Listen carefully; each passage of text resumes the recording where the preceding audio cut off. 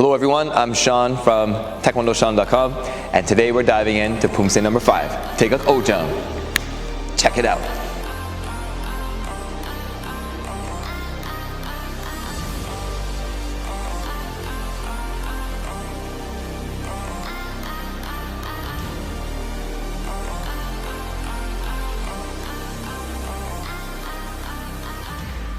Taeguek Oh Jang is one of my favorite Poomsae. It has 20 motions of pure awesome.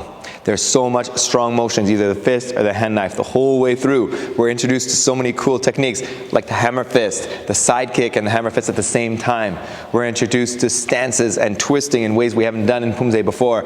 We're introduced to a cool cross stance at the end of the Poomsae. This Poomsae can be really good if we know all the details properly, and that's what we're going to do today. Now, Poomsae number 5 can be divided up into 4 parts. There's 20 motions, so 5, 5, 5, 5. Now you want to make sure that you learn the first 5 motions before you move on to the second 5 motions, and not just learn it well, so that you're able to execute it without thinking and your body's memorized every position of every motion, so that there's more body memorization than there is brain memorization.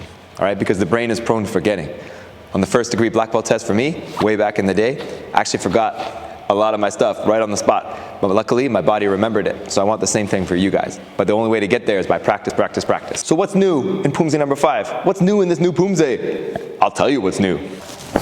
This, this, this, this. So let's break down the Poomsae right now into our 4 parts. So the first new thing we encounter in the first 5 motions is the Mejumak Chigi, the hammer fist strike. We're striking right here on the collarbone, and we're making sure that we have our frame. As we learned in previous videos, MMA fighters, we have the frame here to protect ourselves, and in Taekwondo, we also have a frame. I want to make sure that when I do an attack in Taekwondo, that I have my frame here to protect it at the beginning, so that it reaches where it has to go. There's also a secondary nature to this as well. If I have my frame here, I could also imagine that I grabbed my opponent's article of clothing or their arm, and I hold them there so I can make sure my attack can happen, or I'm actually pulling them towards me, which accelerates my power of my technique.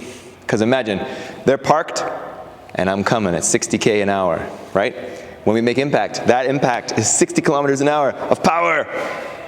But if I pull them towards me at 60 kilometers an hour, I'm coming at 60 kilometers an hour. All of a sudden it becomes 120 kilometers per hour. So as I'm performing my hammer fist strike, I pull this hand back to my belt, which will actually assist me when I execute my attack. So in the first 5 motions, the 5th motion is a front stance and 2 middle blocks. Now we want to make sure that both middle blocks are equally strong. Some students sacrifice that first middle block in order to get the smoothness or the speed of the second block in there. But you can't do that. You have to make each block fast enough that it has time to sit and mature before the second one comes, just like a good bottle of wine. So you want to make sure, block, block. Now let's look at part 2.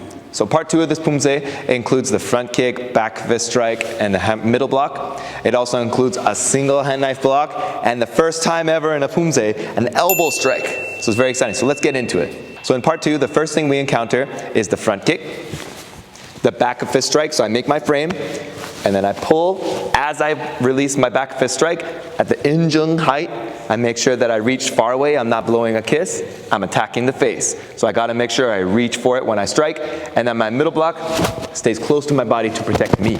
So again, we want to make sure the back fist strike is far enough away, but the middle block stays close. You can see the difference, right? Many practitioners actually have them both look the same. So we want to make sure that we avoid that. Now after all this going forward, the 8th motion, the 9th motion, we turn into our back stance here, and we do our single hand knife block. Nothing new. We saw this in Poomsae number 3, Taeguek Oh Jang, but here's where it gets new. We're going to step forward into our elbow strike and use this as an assisting hand into the elbow strike.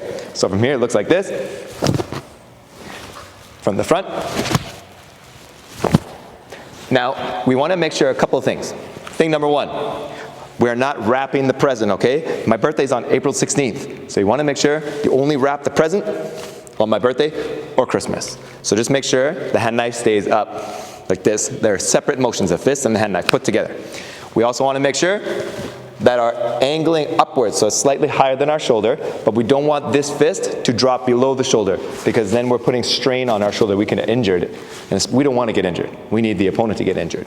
So from here, we have our fist properly structured, and then this is here to support, and we also want to make sure that some practitioners actually don't strike the opponent. They stop here. My opponent's head is here. Uh-oh. We want to make sure that we struck and pass the opponent when we do this strike, and make sure our feet are still facing forward. So we didn't twist all of our body when we perform this. We're still in a nice, good apkubi, or front stance, when we perform this strike. All right, now in part 3, we encounter a combination we're going to see a lot in this Poomsae. Down block, middle block. So, as I'm finishing my elbow strike here, I turn into my front stance, and I perform my down block and my middle block. We want to make sure that, just like the 2 middle blocks, that the down block still gets its due, and then the middle block comes through. We got to let that wine mature. The longer it ages, the better. That whiskey, that whatever. We know it. So we want to make sure down block, let it sit, and then middle block. But if you perform the down block too slowly, let it sit, and then middle block, the Poomsae starts to look slow and drags on. So we don't want that. We want to make sure it's fast enough to make sure we can still pause while keeping the Poomsae moving forward, and then front kick, down block, middle block. Part 3 also introduces the high block and the hammer fist strike with the side kick at the same time. This is one of my favorite parts of the Poomsae. All right, but we got to break it apart. We got to dive in deep to this part. So let's say I'm on this side here, and I'm performing my high block. I'm making sure that my fist is higher than my elbow, and then as I'm performing my side kick and hammer fist, I put on my scarf. Ooh, it's freezing outside. The reason for this is also because I need to chamber my hammer fist strike. My hammer fist strike can't just appear like this. It has to come from somewhere to generate power and speed. So I want to make sure I put on that scarf as I'm performing this motion, all right?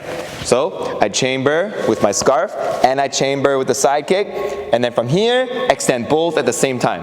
Now you want to make sure both are parallel. So if I'm kicking this low, then I'm striking this low. If I'm kicking this high, I'm striking this high. We want to make sure that both are at the same angle.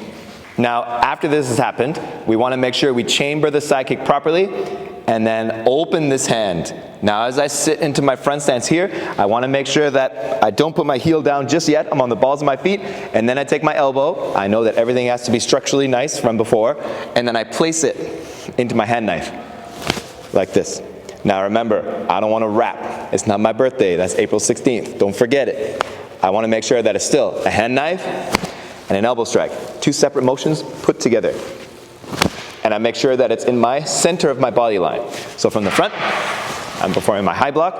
I chamber, extend, bend it back, open, close.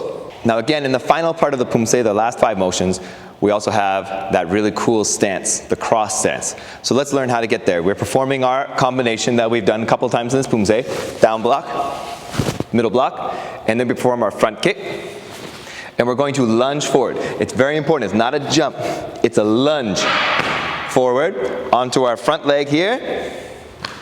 And then our back leg pulls behind like this. I want to make sure my calf and my shin are touching, that they're not apart from each other. This adds to the structural stability of this stance, because this stance could be really good, or it could be really wobbly. And the little kids usually struggle with this one, so we want to make sure that you guys know for sure. Now from here, I'm going to chamber, make my frame, get my back of a strike out there, and key up. Oh yeah! Now you want to make sure this foot can go anywhere from straight to 45 degrees.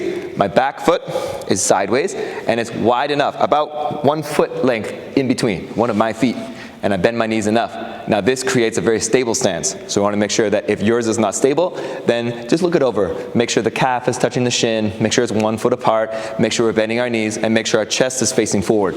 And then I think you'll be able to have a good stance too. I hope you enjoyed this video.